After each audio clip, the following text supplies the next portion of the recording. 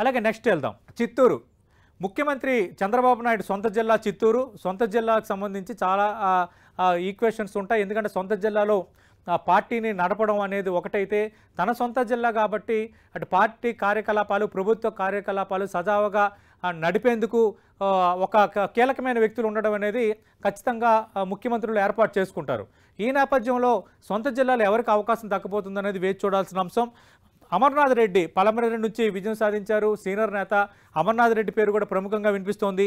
అలాగే మాజీ ముఖ్యమంత్రి నల్లారి కిరణ్ కుమార్ రెడ్డి సోదరుడు నల్లారి కిషోర్ కుమార్ రెడ్డి పేరు కూడా పీలూరు నుంచి ప్రముఖంగా వినిపిస్తోంది. ఎందుకంటే రాజకీయంగా చిత్తూరు జిల్లాలో పెద్దిరెడ్డి రామచంద్రారెడ్డి చంద్రబాబు నాయుడుకి కానీ తెలుగుదేశం పార్టీకి కానీ బిగ్ టార్గెట్ కాబట్టి ఖచ్చితంగా పెద్దిరెడ్డి రామచంద్రారెడ్డి రాజకీయాన్ని ఎదుర్కొనే వ్యక్తులైతే బెటరు అన్న ఈక్వేషన్స్ కూడా బలంగా ఇక్కడ పనిచేస్తాయి. కాబట్టి మరి చంద్రబాబు నాయుడు ఇక్కడ ఎవరికి అవకాశం ఇవ్వబోతున్నారని అందరూ ఆసక్తిగా ఎదురు చూస్తున్నారు.